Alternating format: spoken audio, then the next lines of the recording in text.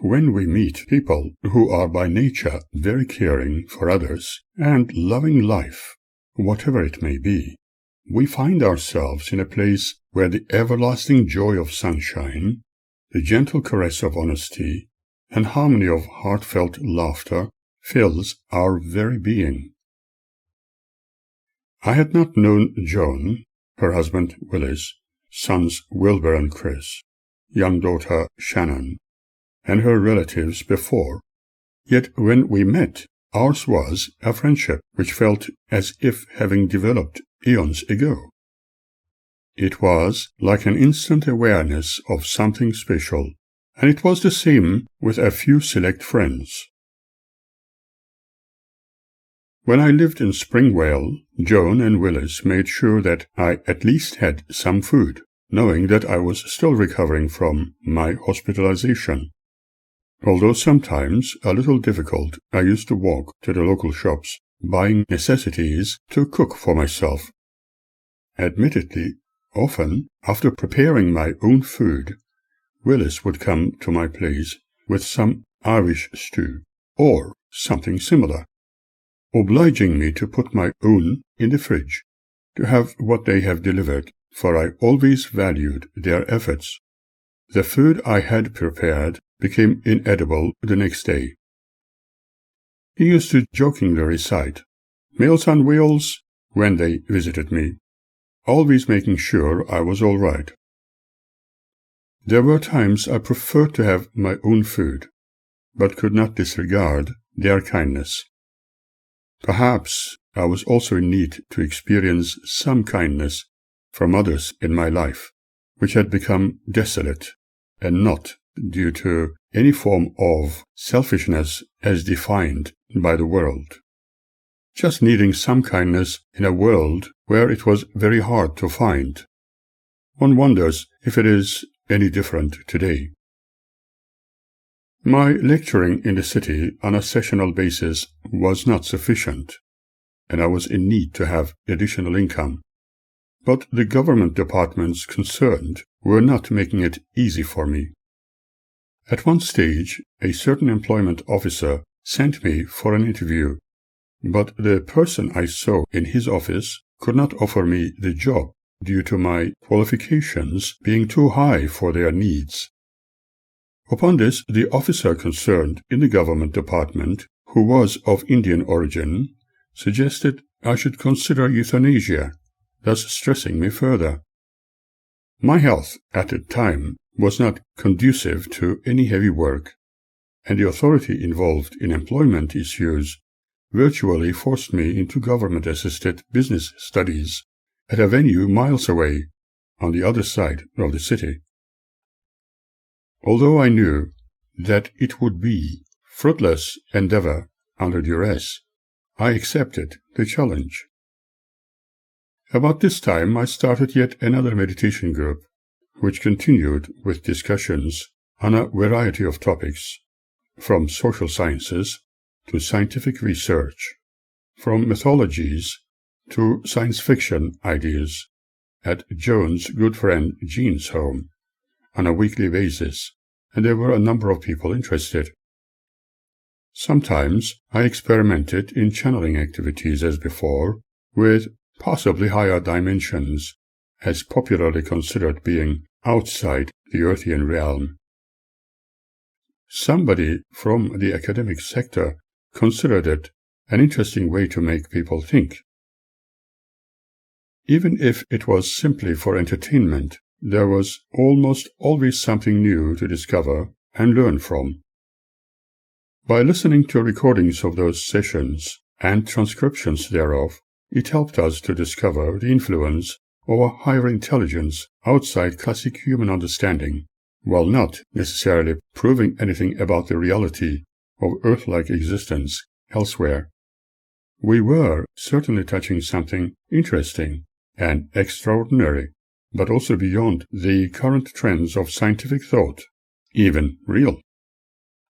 At this time, Jean was very friendly with me and often repeated that my voice reminded her of her former Dutch husband, She hoped I would visit her, often emphasizing that she lived close to where Joan and her family dwelt, but in reality the distance was greater than she suggested. Nor did I know her well. Also, her heavy smoking was not healthy for me. When I discovered a discarded single metal bed frame on the roadside, I collected it and made it into bedding for myself, so that I could sleep more comfortably. But when Wendy Clark discovered that I had taken it, she claimed it was meant to be her daughter's, and I should return it immediately. This meant that I would once again sleep on the floor. Upon hearing this, Joan and Jean went to Wendy, telling her it was wrong to take that discarded bed from under Suren. Both wanted to help me, but I had already made up my mind to return the discarded bed frame to Wendy at the first opportunity. I am convinced that if I was not hindered in my undertakings and not interrupted in Chelsea Heights, I would be in a better position. When the Olympic Games were on, Jean's sons apparently wanted to watch them on their large-screen television, and our get-togethers were no longer welcome at her place. One evening, after Jean had collected about $100 from those gathered in donations for the time I had spent with them, offering them to me, she begrudgingly said, "I struggle to make this kind of money after working for the whole week, whereas you make it just by sitting down and talking to people for a couple of hours." Surprised, I suggested she keep the money as a gift for her kindness, but she answered, "Oh no, it was just a joke." But was it? We continued with the group at Jones on a weekly basis and started to conduct yet another group at a different venue, Doreen and Jerry's. Doreen was interested in the healing arts such as therapeutic massage, yoga, and creative visualization meditation. That was also my interest, since I have experienced the benefits of meditation, for what I discovered by involving myself in scientific research was that people who meditated were capable of theoretically correcting their DNA molecules, thus enabling them to live fulfilling, youthful, and long lives. My experience showed that they remained young for a very long time, with good brain function. A creative hobby was also found to be beneficial towards the same goal. However, some Christian cultist groups, such as the one my ex-partner is a part of, consider the practice of meditation as something one must be cautious about, as it apparently leads to pagan worship, ultimately promoting disobedience to God's laws, as encouraged by their organization. In other words, I had to be extraordinarily careful not to offend Magda by talking about meditation, as with everything else. This can also partly explain why I became interested in discovering what the practice of meditation was like in the first instance, and what benefits one could obtain from it. Doreen had discovered that a publication printed in Sydney furnishing information she was keenly interested in, namely in regard to Ashtar Command and ascension issues, which had originally started in the United States, was becoming more and more like Indian guru worship, following the teachings of Sai Baba. Some of the original issues of the said magazine contained rather interesting viewpoints and philosophies as being channeled from an alleged higher authority. I have met a number of devotees to the Ashtar Command and attended their meetings when in Sydney. I read their publications and was fascinated with them, but the more recent information contained therein was different to what was originally intended. We experimented with concentrating and channeling such energies reasonably successfully in our get-togethers at Doreen and Jerry's. However, When they moved from their previous dwelling, after their marriage, such gatherings became difficult for them, and instead they continued attending the meditation group at Jones.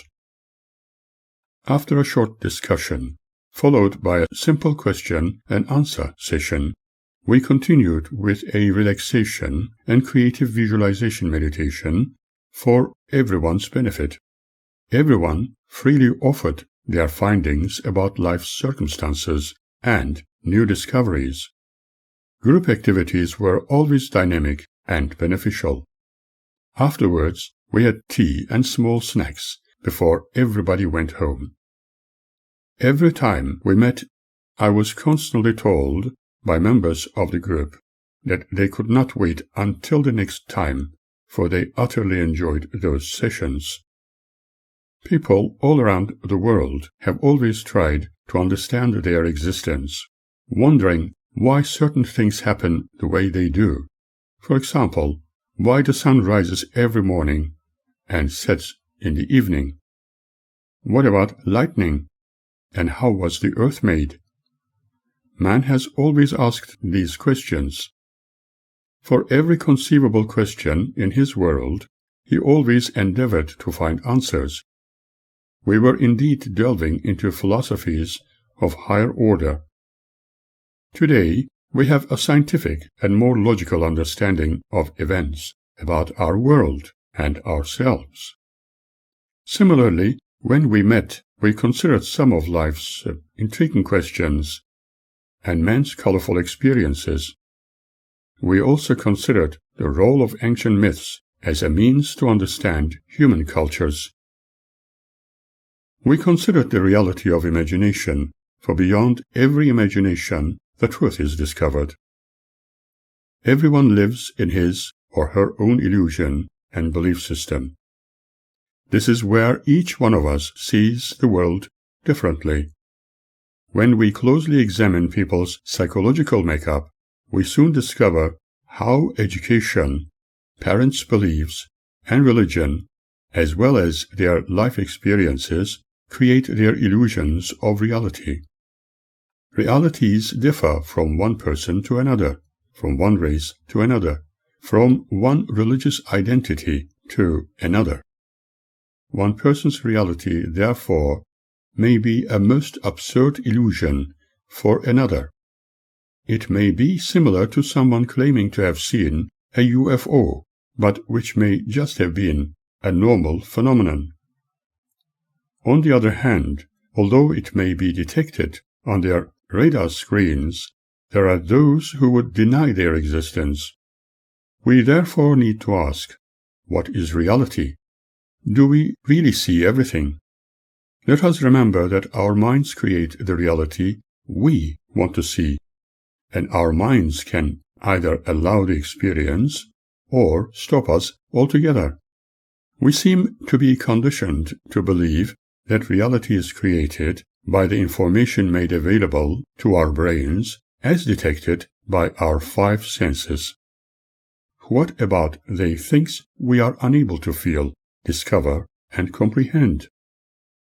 Do we know everything which needs to be known throughout the cosmos? We seem to go about our lives unaware that other realms exist simultaneously and are probably superimposed over ours, although their frequency ranges differ. Metaphysics point to the ideals of existing beyond death to our physicality. Those different realms, having higher frequencies, contain other forms, perhaps even human life in its highest state, after exiting physical life on Earth. Even if this is an unknowable issue, it still provides us with food for thought. Since I had personally experienced a number of unexplainable phenomena, it was natural for me to share them with anybody interested in knowing, and not ridicule, but take it as a possibility. For a very long time I was unable even to make any suggestion to those eagerly choking me in their fanaticism. I could never say a thing to my ex-partner bent to the ways of falsehood which she considered as the only truth, thus ever ready to snap at me using the supposed words of Christ.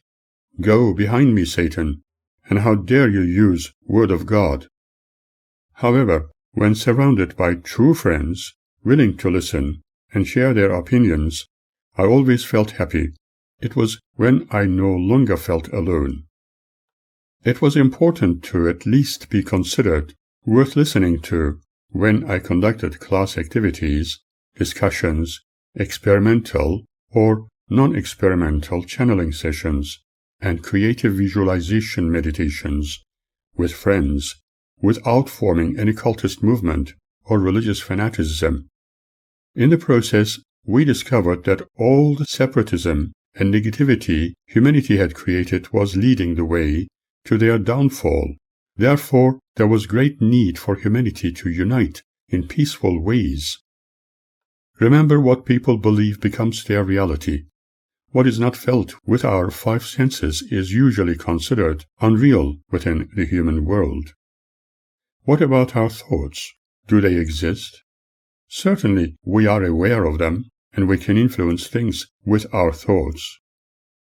We all have the ability to think, and have developed techniques which can help us discover what may be true and real and what is not. The science of psychology is, therefore, an excellent tool to find out how our thoughts develop and how our realities can be altered. It helps us open the way to comprehend our place in the real world.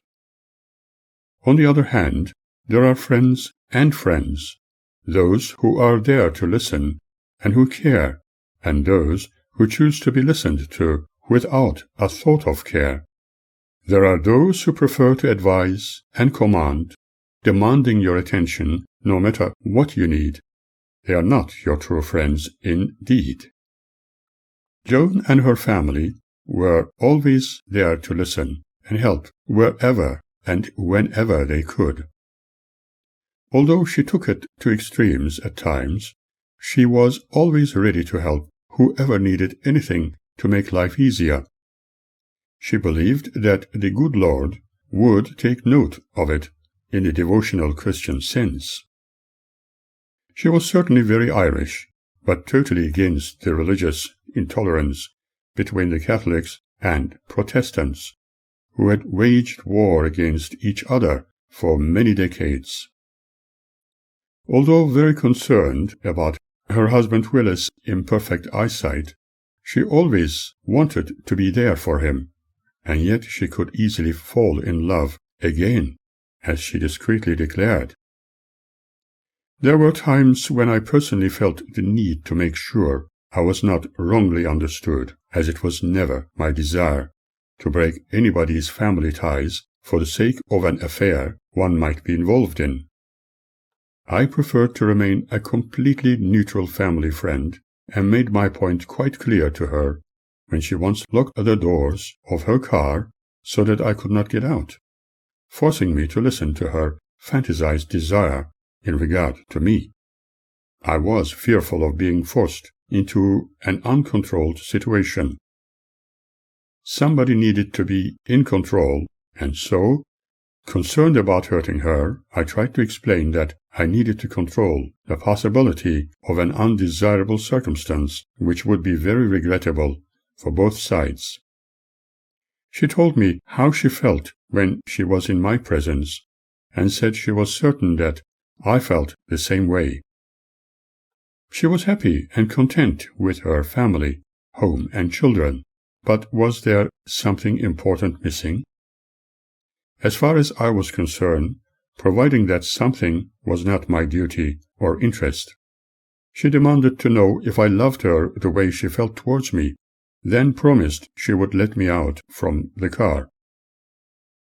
I thought she needed to get to know her husband's finer characteristics. It seems many people fall in love without discovering the finer details of their partner, and this may be a very delicate issue which may remain hidden for the rest of their lives together. There are also those who later discover completely unacceptable attributes and are thoroughly disappointed. When there is no mutual understanding and trust, they fall apart, similar to what was forced upon people like myself when the witnesses my ex-wife was enslaved to conducted their negative influence on her. I had to use psychology and logic to make sure Joan understood that I loved her in a completely different way and rejected the idea of coming between her and her husband, the father of her beautiful children. Then she asked me if we could only imagine that we were in love and lived together. Certainly, we could imagine all kinds of circumstances, but we have to face the realities surrounding us. I know and believe, she declared, we could live together happily, and I completed her words saying, I could not replace Willis, his values and his care, no matter how humble. Besides, I am sure that he loves you a lot, but in his own way. She was in deep thought for a little while then. With an inevitable sigh, she told me that she would always feel the way she did towards me for eternity, as she unlocked her car.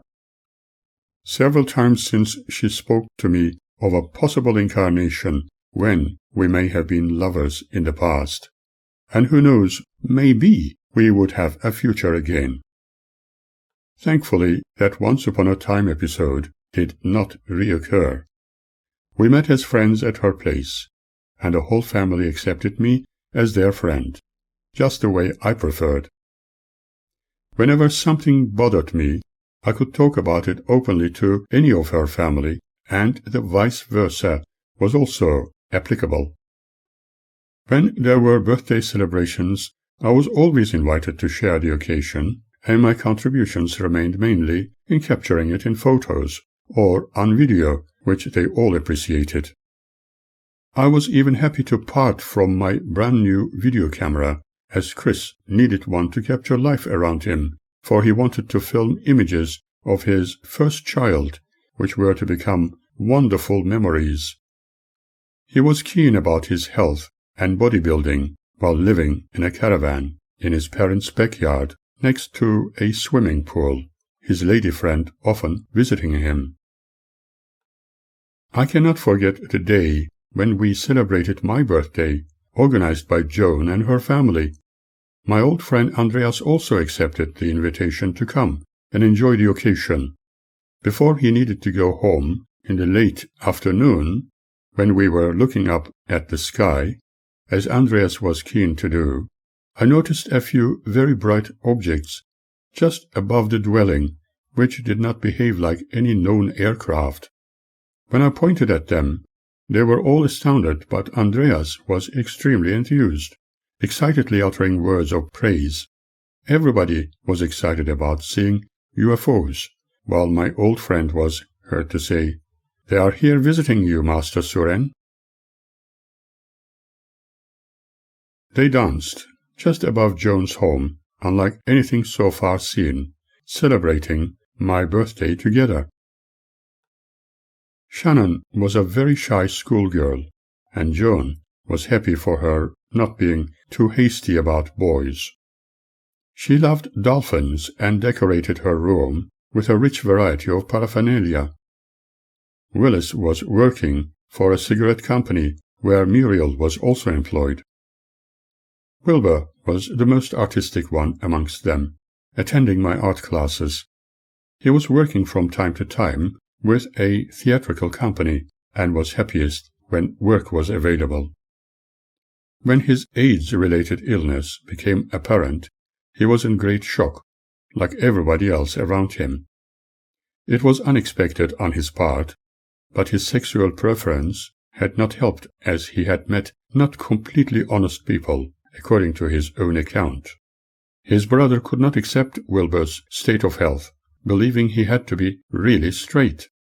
However, the entire family had no choice but accept him as he was. When in the hospital and in a wheelchair, his entire body looked as if it was completely shutting down. He had lost a lot of weight and was extremely frightened.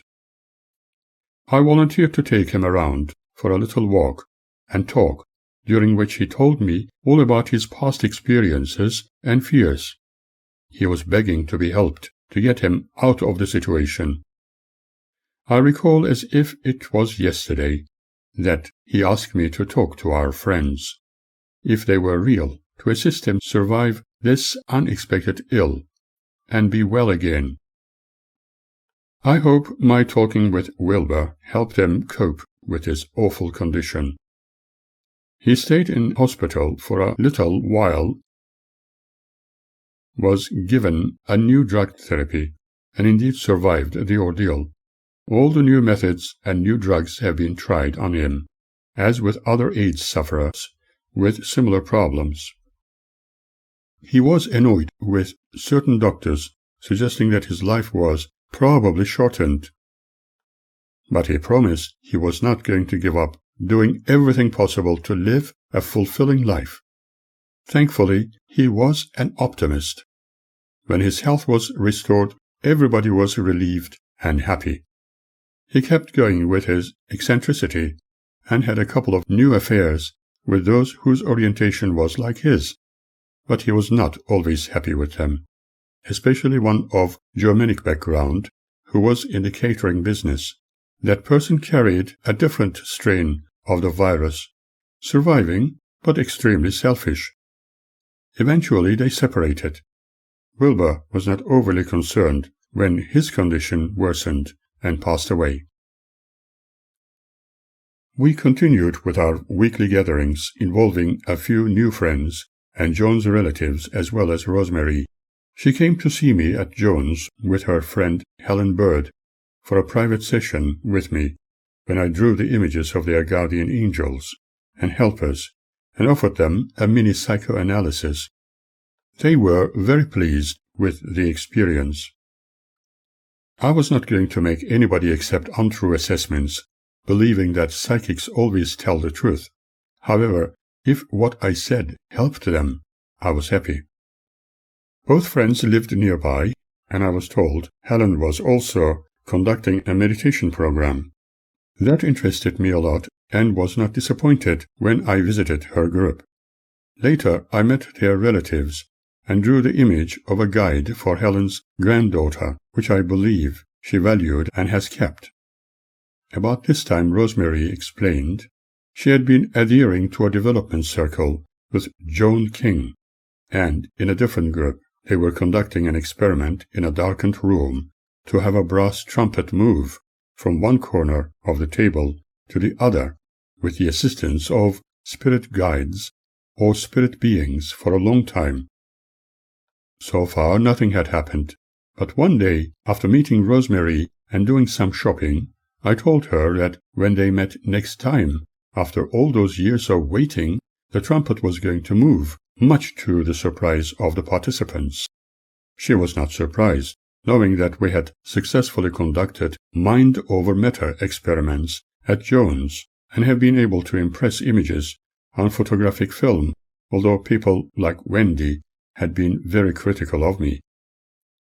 Rosemary was convinced that what I had told her would happen. I told her to be prepared to be surprised. It did. According to Rosemary, the trumpet made an extraordinary jump into the air and landed elsewhere, causing great excitement. I had attended one of their meetings a long time before, and was very surprised about the attitude of people eagerly and faithfully waiting for it to happen for all those years. Interestingly, although Rosemary had not told her, when I met Joan King much later, she was not very happy with me, saying, "Now you have done what you have done. You finished that experiment. We cannot continue with it any longer." When Rosemary decided to join my meditation group, instead of going to the other, Joan King and her associates became very anti-me, or it came across like that. In reality, I had done nothing, perhaps just setting the ball rolling, creating the right kind of ripples to influence the focused object in question. It was not magic, for there is always a reasonable explanation for every physical event. On the other hand, John Connor's relatives who had recently arrived from Ireland, were a little apprehensive about mind over matter and influencing photographic film from a distance. They would benefit from an experience involving them. One day, as they took family photos, I was able to impress several of my images on their films as double exposures, without having any physical contact with their camera and virgin films. They were surprised but could not explain the phenomena, while I was unsure how I had impressed my images without being completely aware of doing so, yet I felt the urge to apologize for ruining those photographs, but they took it as a harmless joke. In some of the images I appeared like a ghost, but still representing full color, and in others I was upside down at a very close range. I could not explain the situation, and concluded that perhaps someone had played a prank with me. Maybe my desire to be part of the experience had triggered the necessary elements, unexplainable by normal means at the time, was enough to cause those impressions. The very best thing for me was simply to take it as a jest and leave it at that. One other surprise was that a certain young lady often appeared next to me in those images, and I have no explanation as to who that could be, other than what Joan was eagerly theorizing. Probably the Virgin written about in the good book. On another occasion I found myself wandering the main street on an extremely stormy and rainy morning, far away from where I lived. I was not wearing my pajamas, but what I normally dressed myself in at home, simple and light clothing. It felt cold and miserable, and I did not know how I happened to be closer Box Hill than my Springvale address, or the Noble Park area, where Joan and her family lived. I was not drunk, and took no habit-forming substances. I was certainly not abducted, and did not remember taking a stroll along the empty streets before retiring. In fact, I would not normally wander into distances far at night, because of known dangers lurking around the corner. Luckily, I had my mobile telephone in my pocket, although unsure if it would work from that distance, and whether its battery had sufficient power left, as such equipment was still in its infant stages. Very hesitantly I contacted Joan for help. After all, they had insisted that I should call them any time, if and when needed. Surprised, she asked how I ended up in Box Hill at that hour of the morning. She knew this was totally out of character, and that I would never do something like that, for it was illogical, and she asked if I had been sleepwalking. I had no idea about what had happened, other than a vague memory of descending in a park area in a dream. Besides, I did not remember going to bed and falling asleep. Maybe, I thought, I was losing my marbles after all the ugly experiences that I had finally cracked. Joan told me she was going to pick me up as soon as she could make it, and she could not miss me if I started to walk back. But it started to pour, with rain heavier, as if it was a heavenly jest. And when Joan finally arrived, a long time had passed, and I was thoroughly soaked and cold. When we arrived at Joan's, she offered me hot tea while everybody slept, and when I got home, I had to force one of the windows to gain entry because I did not have my keys with me. That alone was very unusual. I still have no idea what had happened that night. I had no idea how I ended up in Box Hill, for there were no trains or buses running at the time. I only had my phone, no money, and no house keys. Nothing made any sense. Again, one extremely early morning, I found myself waking up on top of the caravan in their backyard and felt like an intruder. I used my mobile to call Joan. I was unsure how she would take it, but she was not stirred at all, only surprised that I was on top of their caravan, which was unoccupied at the time.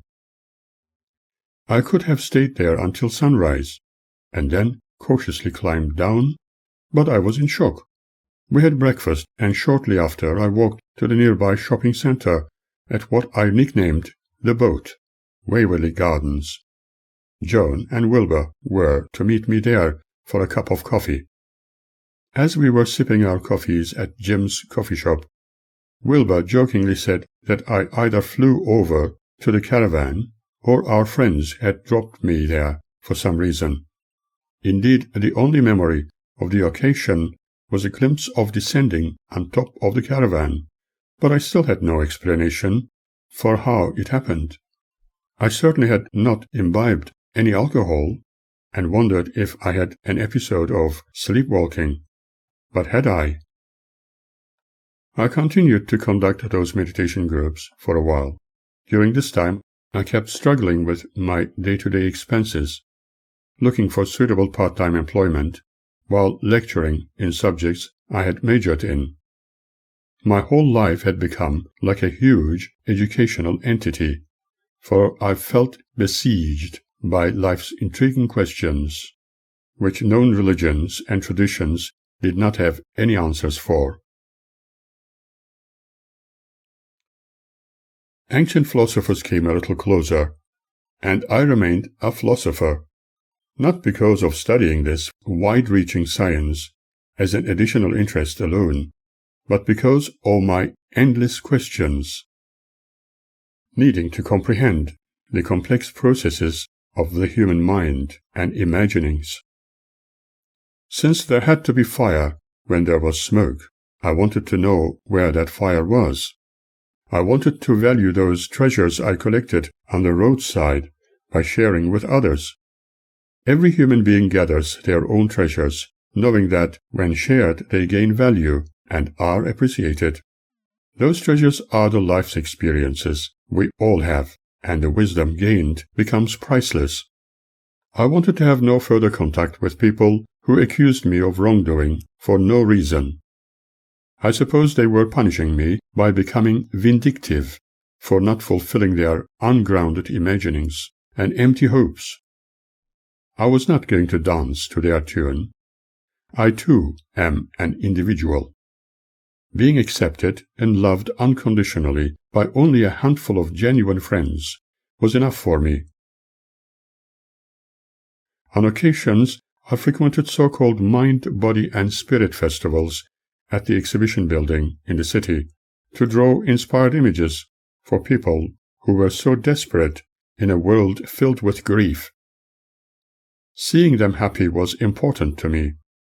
Although I got very little money from this activity, I always aimed to offer others quality, unlike some psychic artists with their imagined realities about people's past and their deceased relatives to make as much money as possible. I met a number of young Russians who were promoting the health benefits of purple metals and marketing a variety of crystals for meditative purposes.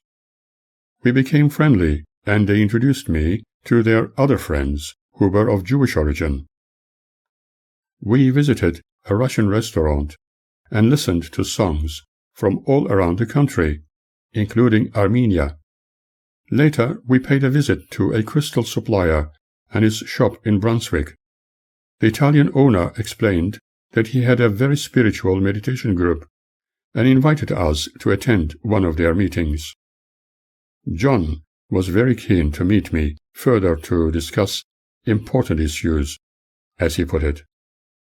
He was a small, dark-haired person and had a number of followers. When visiting them, my Russian friends, who were supposed to meet me there, did not come, and so I was the only one joining the group for the very first time. Many of the gathered were Italians, enabling me to practice my Italian language skills. They all took John very seriously. He was like a godfather to them. When the evening session started, John began to drift into a believable deep trance. the alleged spirit person taking over his body introduced himself as Jesus, the Son of God, and there fell complete silence. This Jesus spoke about world affairs, but extensively used several colorful expletives. The audience was not stirred by this, although it was most unusual and very annoying to hear the supposed Jesus speak the way John was channeling. Later, when the session was over, everybody kept praising how thoughtful and wise Jesus was, and what a genuine psychic John was. Obviously, this Jesus had chosen John as his spokesman and mediator. They enjoyed coffee and biscuits afterwards and invited me to attend the next wholesome session. A few weeks later I was invited by the Brunswick Spiritualist Church to draw inspired portraits of people who were either past relatives or guardian angels of the congregation. How long it took did not matter for them, and I did so while speaking to them the way I was inspired. Reverend Madam President was not at all pleased, having a male bearded guide, for all her guides had to be female. They paid me a peppercorn sum and invited me to their services. What they explained about John was interesting, for he had apparently broken off from their church and started another one of his own. They were not in favor of him, believing that he was probably leaning towards Antichrist. Nothing made any sense, and I found that everything so far discovered was nothing other than fantasy, not based upon provable facts.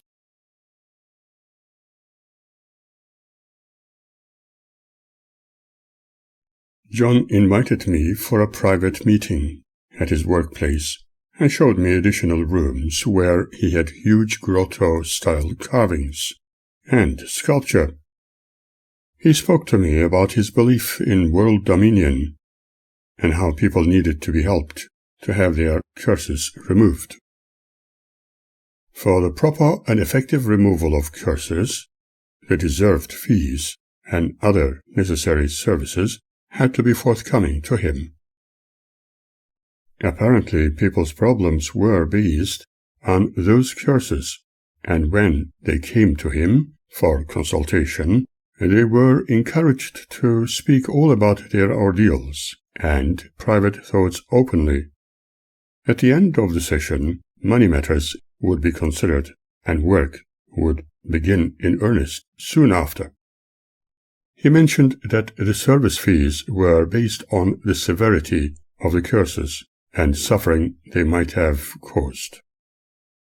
Before even I had explained to him about my educational background, he behaved as if he knew everything about me. For instance, telling me about my supposed South American ancestry and Russian connections, which he obviously fabricated. Since he could not detect any curses around me, he believed I was a great wizard, and surely I was cognizant with how to build a flying carpet, for he had seen me many times flying into all parts of the world in his visions. This was an entirely new revelation to me, and certainly born out of his imagination. Soon he started asking me to build a flying carpet for him, with all the important elements and signs from the Kabbalah and Clavicus Solomonis, so that we could fly together. He declared that he was going to appoint me as his assistant, and this way we could conquer the world. The situation I was evidently dealing with appeared a little too serious, and as I discovered after lengthy discussions with him, it could lead to more disastrous challenges. He told me that he trusted me in regard to building his flying carpet, and that I had the means to achieve it. I decided not to see him for a very long time, but when I did, he repeated his relentless demands for me to build his carpet, promising that we would both become very rich. I tried to explain to him the difficulties when attempting to build his vehicle he demanded, but one could not get through to him, let alone make him see that it was nothing more than a dream. He was absolutely obsessed with the idea that I was capable of building his flying carpet, and even piloted as his assistant. In his eyes, some evil people were influencing me not to proceed with this project due to their jealousies, for he was apparently always more successful in his undertakings. I never believed in what some people had made mention of, namely psychic attacks. But what I have experienced could not be explained. One evening, after returning home in Springwell, after a fun-filled day, feeling completely relaxed, content, I went to my slumber in the beautiful quiet of the night. My music system was turned off, and yet I started hearing someone talking to me. At first, the voice whispered, saying, "What about my flying carpet?" which made me to jump out of my bed, needing to check if my entertainment unit was turned off. There was nothing on, and I thought I was probably dreaming. I turned the lights on and laid back. As I started to drift into a restful sleep, I heard the same voice speaking to me, saying the same words. What about my flying carpet? This time I got up and sat on the edge of my bed, thinking I must have been hallucinating. But the voice came back, repeating the same words. This time I was most certainly awake. Annoyed, I shouted that it was not possible to build it without the right materials. And why was I being targeted like this? Suddenly I thought that I was probably talking to the air or an imagined voice. I made a hot cup of tea and decided to settle back to sleep. A little while later, I heard the same ugly voice coming from my speakers very loudly. I jumped up and attempted to turn my entertainment unit off, but it was not turned on in the first place. I literally removed the connections from the back of my speakers. The voice once again came from them, but a lot louder, repeating the same words. My flying carpet. I felt frustrated, loudly shouting, "What do you want?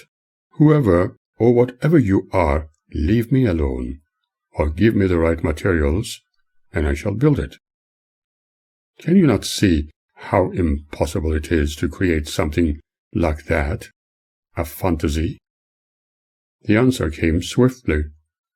But you can make anything possible. Give me my flying carpet. I answered, "You cannot ask me to create the impossible in this life and dimension. It is not available." The lights in the room started to flicker, and my bed started to move up and down, just like scenes in horror films.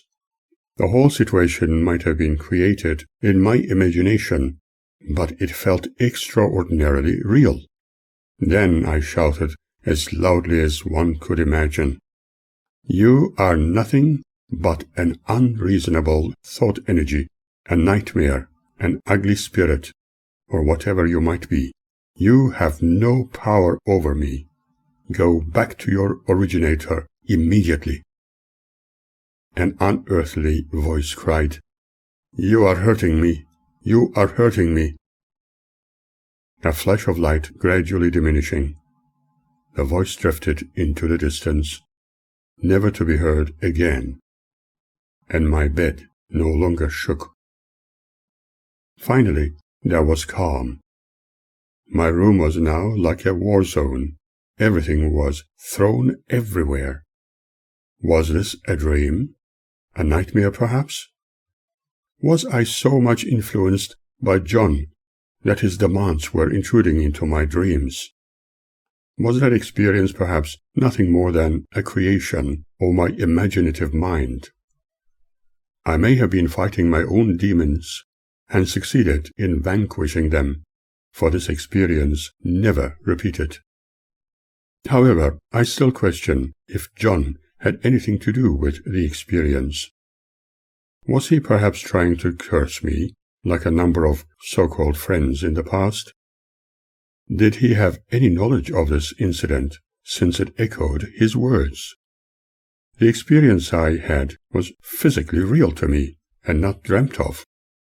Was I under some kind of pressure and uncontrolled stress?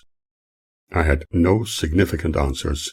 However, I still could not accept curses and imagined circumstances as real. Sometimes unusual phenomena occur in the presence of teenagers who are probably generating currently unexplainable thought energies, but the validity of such claims could not be substantiated. Was I also generating similar energies unawares? I could only share the experience with very close friends, and not everybody. I was fearful of being considered what the world would normally theorize in regard to this situation, perhaps even classify me as unstable. They would probably advise me to seek medical assistance, or else consider exorcism by a religious authority. However, I believe that my condition was induced due to being under extreme pressure from every conceivable direction. In fact, I seriously considered seeing an independent psychiatrist if the situation persisted, but it did not. I was now even more determined to know what really triggered such not fully explainable phenomena.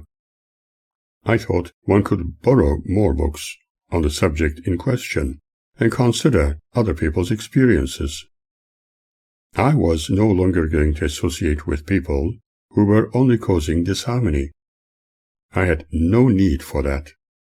Every fear-based condition could be explained in psychological study. My condition was almost like overcoming the phobias of encountering snakes, arachnophobia, and the like.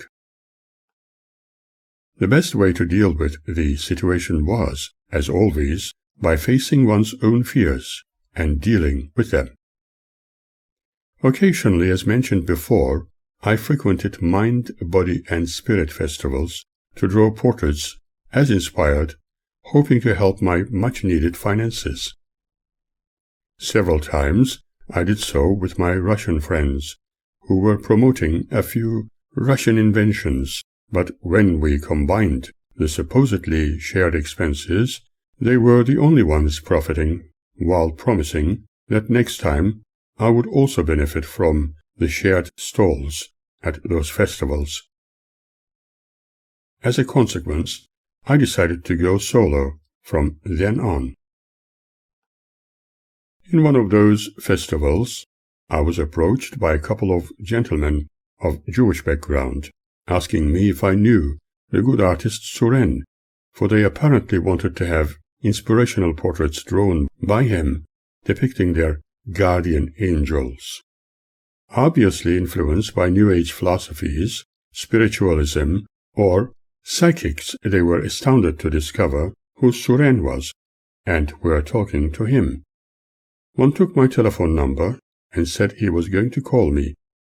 From this point on, my traumas became even more unbearable and tragic.